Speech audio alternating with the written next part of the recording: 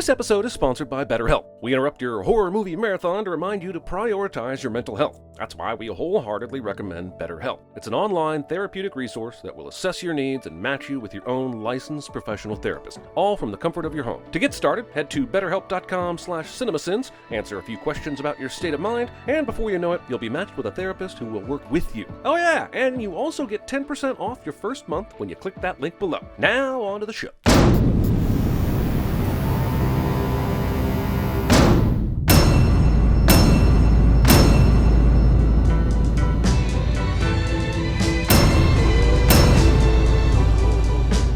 Disney. Movie attempts to be unique by jazzing up the opening credits cliche, and if it isn't Ralph Wiggum, I'm just not interested. These disembodied lips remind me of the wax lips the Schneiders used to give out as if it were Halloween candy.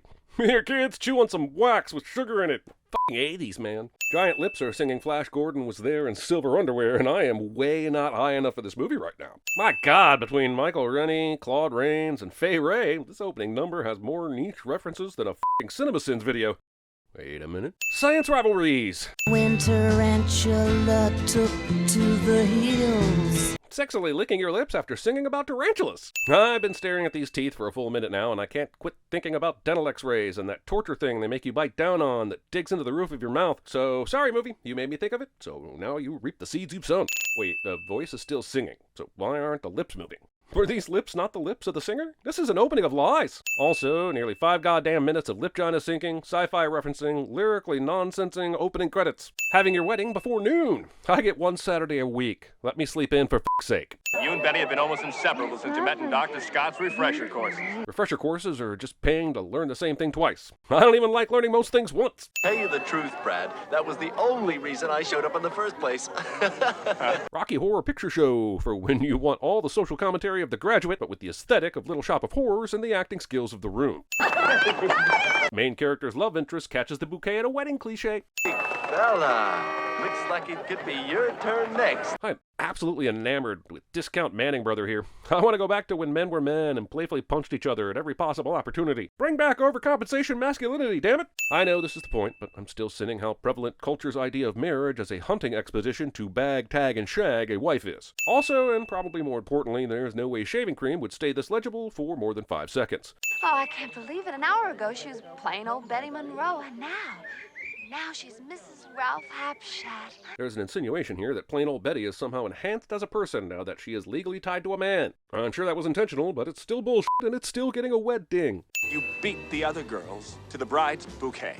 Brad beams about bride bouquet battle, but bouquet basically beeline back to Barry Bostwick's babe. Although seemingly harmless, the chalk-drawn heart is commonly seen as the gateway drug of church graffiti. Before you know it, you'll be carving initials into the back of pews, leaving doodles by the dais, and having clandestine coitus in the clerestory. I'm just saying it's a pretty slippery slope, depending on how intense the clerestory coitus was. If this proposal was a surprise, how the f*** did Janet know the words to allow her to participate in the synchronized serenade? I'm not gonna play it, but this song overall is a brilliant bit of name-rhyming fun. Up to the point at which they try to rhyme panic with Janet, and that's just one step too far. The birth of clickbait YouTube video thumbnails. Also, now I'm really confused. Of course, these two are Tim Curry and Richard O'Brien, respectively, but I assume they were just playing different characters. But why else would Blofeld here have them singled out unless he recognized them as Frank-N-Furter and Riff Raff? And if it is them, what the f*** are they doing at this wedding? And why hasn't Magenta been singled out?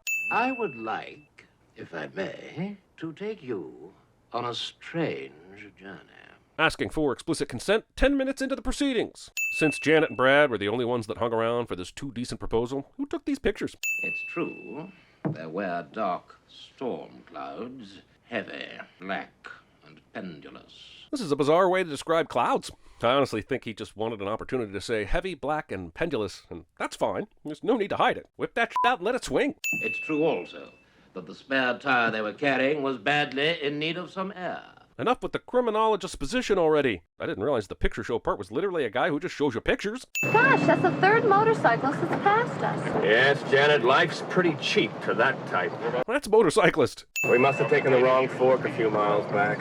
Oh, but then where did that motorcyclist come from? Obviously, he apparated out of thin air, sent from a faraway planet in the far future to conduct strange experiments involving gold hot pants. Or they found the same dead end and turned their f***ing bike around. We linger on this sign for a full 17 seconds. You know, in case the lightning and foreboding music weren't enough to pound home the mood. Have you ever held a wet newspaper? chances are you haven't because newspapers. But they immediately disintegrate. Newspapers make as good of umbrellas as they do condoms. And I have a child named Franklin Gazette, and the stock market prices from April of 1996 stained onto my dick to prove it. In other news, trading on the Nasdaq is up today. Brannett here chose to stand outside in the pissing rain Gene Kellying instead of trying to get inside the damn thing. Trust me guys, from what I've heard, if getting wet is something you enjoy, there will be just as much opportunity indoors. Brad, let's go back. I'm cold and I'm frightened. What good will going back do? All that does is guarantee you'll get wetter.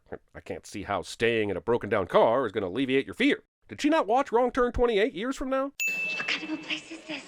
It's probably some kind of hunting lodge for rich weirdos. Being this rude this loudly mere meters away from the person who's just invited you in. Honestly, I think these two deserve what's coming to them. I'm willing to buy that out of sheer desperation, these two lovebirds were willing to overlook the creepy mansion surrounded by a pathetic fallacy. But the fucking bloodstains on Riff Raff's waistcoat really should have been the final straw in their decision to get the out of here. This clock chimes exactly 7 times, even though it shows that it's midnight. You better call the clock repair person, or it might do the chime warp again. It's just a jump to the left. As charming as this is, so far the criminologist's purpose has been to share this cautionary tale with us as a somberly omniscient narrator. So why is he taking the time to teach us the steps to this spontaneous, if admittedly catchy number? Also, I would like to take this opportunity to send all songs that come with very specific dance routines, the steps that everyone other than yours truly seem to have baked into their genetic memory. From school dances to family weddings and everything in between, society expects me to innately know which way to awkwardly slide my cha-cha with my great Aunt Belinda, when all I really want to do is hover by the buffet table and silently judge everyone that has mastered said dances in all their complexities, rather than learn something that can actually contribute to society more than the inevitable resulting fail videos. And people wonder why I am the way I am. Also, only one of these people could be rightfully identified as jumping to the left. A few jump to the right, but most of them either jump in place or maybe forward. Also, times 3! Now the song says a step to the right, but these are just kicks to the right. I'm beginning to think no one here is really concerned about the integrity of this dance. Movie has time warp for this. Say, do any of you guys know how to Madison? No, but I know how to Sheboygan. Is it anything close to that? I know people love this movie for all sorts of reasons, but I can't get over how absolutely astonishing and compelling Tim Curry is in this. This performance alone is worth a sin warp, but don't expect it to happen again. Oh, Brad. It's all right, Janet. We'll play along for now and pull out the aces when the time's right. There is no fathomable reason why Brad and Janet should be okay with this sudden and non-consensual stripping. How many red flags are these two going to ignore for the sake of this fucking phone call? You're very lucky to be invited up to Frank's laboratory. Are they? Because I'm pretty sure the entire party is up there, so it seems like the invite list is pretty large. Put these on. They'll make you feel less, vulnerable. To be fair to them, they haven't seemed vulnerable at all, which in itself is odd. But if that's truly Frank-N-Furter's concern, then why did he strip them back in the first place? I feel like someone just wanted to get a look at Barry's Bostwick. All we wanted to do was to use your telephone, goddammit, a reasonable request, which you've chosen to ignore. Jeez, Brad, 5 minutes ago you were all, cool man, take our clothes. And now you're going full Kathy Code Red on the poor guy. Pick a lane, Spin City. That elusive ingredient. That spark. That is the breath of life. Cocaine.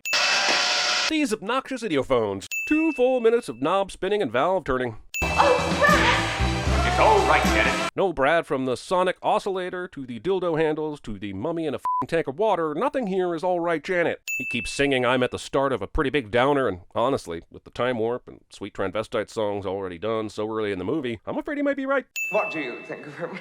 Well, I don't like men with too many muscles. For all of his eccentricity, Frank-N-Furter has actually made quite the scientific achievement in creating this impressive specimen of a man. And all Janet has to say is she doesn't like men with muscles? The dude was made from water and food coloring in front of your very eyes. How are you not impressed by that? He carries the Charles Atlas seal of approval. How can that be possible? Rocky has only just been born, and I don't see anybody from Charles Atlas Limited, established in 1929, present to award said seal. Yes, Charles Atlas is an actual company that is still running today. No, you should not Google it. The fact that Rocky has a belly button, despite his unique conception, raises a number of questions that I have no desire to have answered. Storing Meatloaf in the freezer for too long. Also, who let him out? How has he survived living in a freezer? Why was he in there in the first place? How is his bike still working? Why is Meatloaf? Loaf is now singing a song called Hot Patootie, and as much as I want to be enjoying it, I'm beginning to understand why this movie is a cult classic instead of an actual classic. Fun songs to sing along to does not a great movie make. If I wanted a movie with incredible music that only had vaguely anything to do with the terrible ringmaster getting the hero treatment while exploiting his workforce and friends, I'd just watch The Greatest Showman again. Whatever is happening here.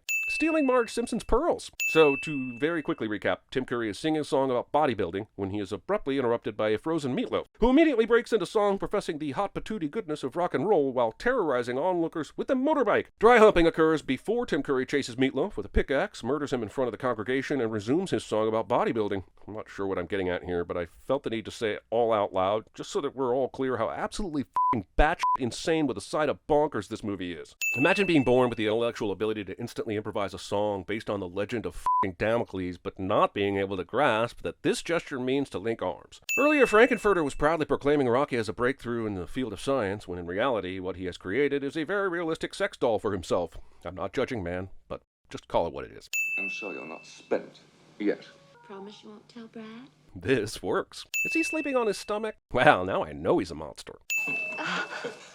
You! I'm afraid so, Brad. But isn't it nice? Okay, I can almost buy that Janet mistook Frank-N-Furter for Brad. But how in the Bimini Bon Boulash did Brad confuse him with Janet? This is giving that wig far more credit than it deserves. Oh, come on, Brad, admit it.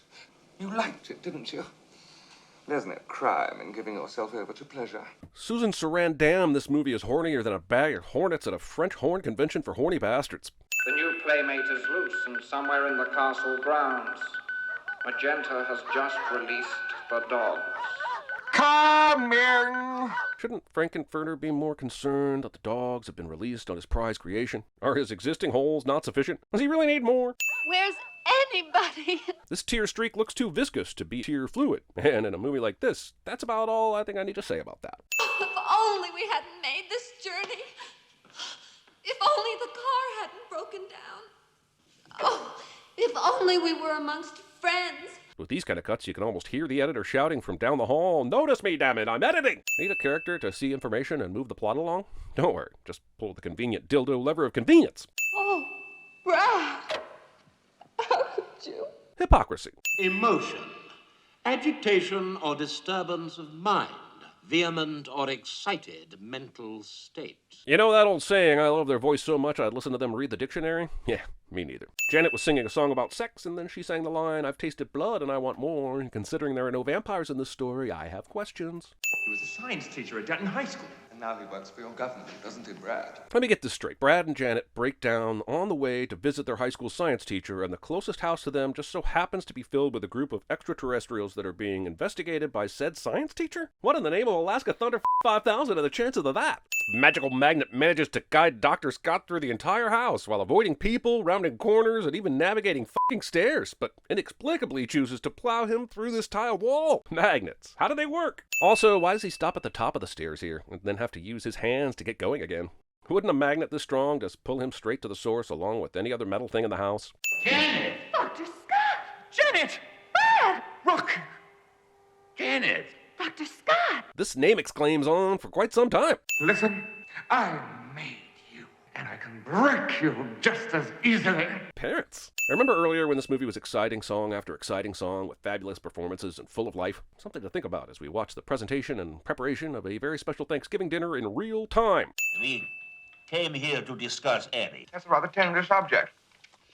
Another slice, anyone? Are we supposed to assume from everyone's reactions to this statement that they all realize they are eating Eddie? This, of course, turns out to be true, but goddamn, isn't that a bit of a leap? Even considering the bizarre shenanigans they've seen thus far, why would they jump to cannibalism after that seemingly innocent question? I knew he was in with a bad crowd, but it was worse than I imagined. Having a second character randomly break the fourth wall when you already have a perfectly annoying expositional fourth wall breaker you could use instead. How hard is it for these people to have a goddamn conversation without suddenly bursting into a copyright violation that I can't show? This song is now trying to fill in some gaps about the Meatloaf character, and it's so forced and terrible that I really want to give a sin for it. And I did. Movie thinks it's okay to not give us any fucking idea how Eddie managed to get this note to Dr. Scott. No, movie, it is in fact not okay. It's always nice to include everybody, but Janet could be in real danger here. So why is Brad wheeling Dr. Scott around instead of giving chase up the stairs? With lyrics like, "You're a hot dog, but you'd better not try to hurt her, Frank-N-Furter," you know you're either watching an episode of VeggieTales or a sex romp cannibalistic alien musical. And honestly, what's the difference, really? I get why the Medusa switch would turn him to stone, because Medusa, but why would his robe fall off? I mean, other than the obvious reason.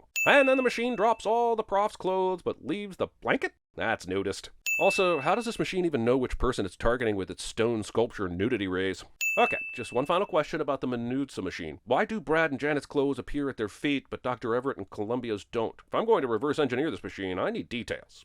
Fate, it seemed, had decided that Brad and Janet... Dear criminologist Christ in heavy-handed heaven, these expositional interludes add almost zero pertinent information. Let's do the time skip again! I'm happy to play along and ignore the lack of any deleterious side effects that would surely be present after a Medusa-ing. But what I can't get past is that they all immediately know that they have been reanimated into this stage show, and also know what part they are supposed to be playing and which song to be singing. Especially Brad, Janet, and Dr. Scott, who aren't even supposed to fucking be here. We have now entered into the portion of the film where Frank-N-Furter seductively sings the line, "Don't dream it, be it," repeatedly, while floating in a Sistine Chapel pool on a Titanic lifesaver until his former statues turned sex puppets join him in an aqua orgy. That's it. That's the sin. We are now continuing into the portion of the film where Frank-N-Furter seductively sings the line, "Don't dream it, be it," repeatedly, while floating in a Sistine Chapel pool on a Titanic lifesaver until his former statues turned sex puppets join him in an aqua orgy. That's it. That's the sin removal. Okay, I've lasted this long, but me, what the f***ity f*** am I watching? When I said we were to return to Transylvania, I referred only to Magenta and myself. Kudos to the person who was like, you know what this transgressively abstract morality play with surrealistic songs and strange alien nudity machines needs? A third-act plot twist. And by kudos, I of course mean sins. Sorry, however, if you found my words misleading.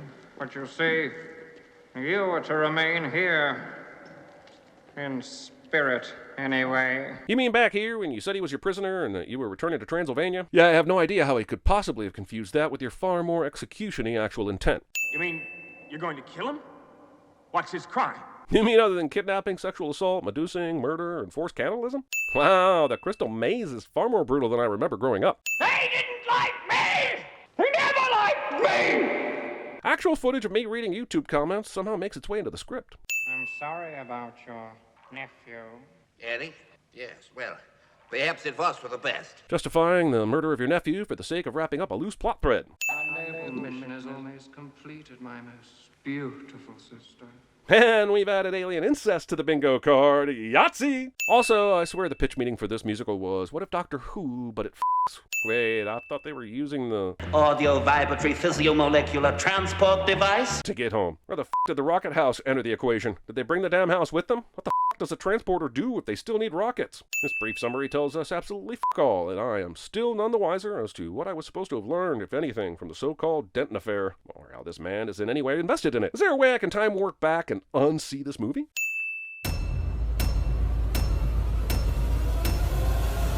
Hey, Ma!